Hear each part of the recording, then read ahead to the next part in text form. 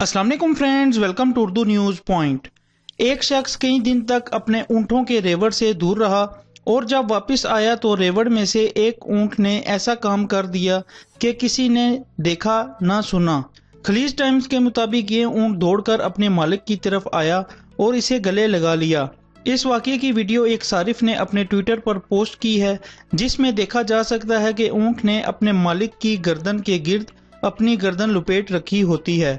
Tweet में लिखा है कि हमें वही कुछ मिलता है जो हम दूसरों को देते हैं।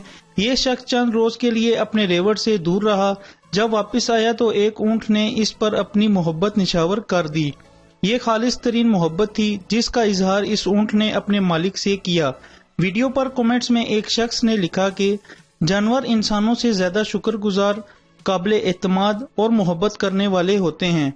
मैं नहीं जानता कि इंसान बनना जैसी इस्तिलाह किसने घड़ी। हालांकि जानवरों के पास ऐसा बहुत कुछ है जो हम इंसानों को इनसे सीखने की जरूरत है। मजीद लेटेस्ट न्यूज के लिए मेरे चैनल को सब्सक्राइब करें। वीडियो अच्छी लगे तो लाइक, कमेंट, शेयर जरूर कीजिएगा। Thanks for watching this video. Allah Hafiz.